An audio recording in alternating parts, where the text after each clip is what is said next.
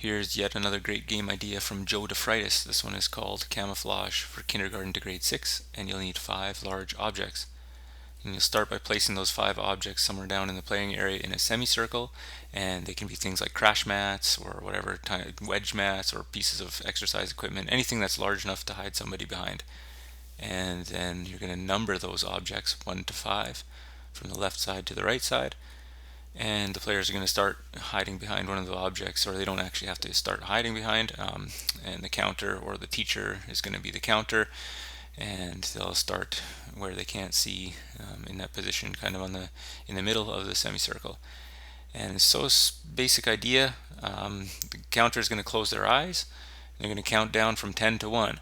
So as their eyes are closed, then the students are going to hide behind one of the objects so that they're hidden, and when the count is done, then they should all be hidden by then. And then when the count is done, the counter is going to call out a name and a number. So Johnny behind number 3. And if Johnny is behind number 3, in fact he is, then he would be out.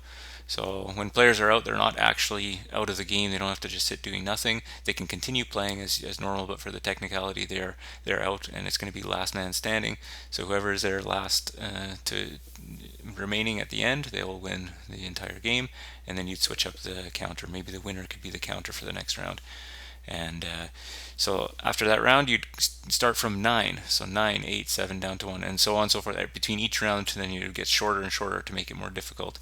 And some of the other quick rules is players can't hide behind the same object each round. And the counter obviously can't look as the counter is counting down. Only can open the eyes at the end of the count.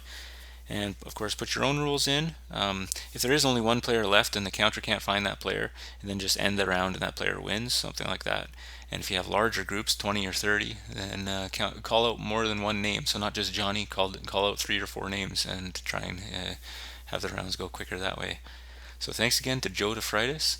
If you've enjoyed this game, please hit subscribe for more games, and visit PhysEdGames.com.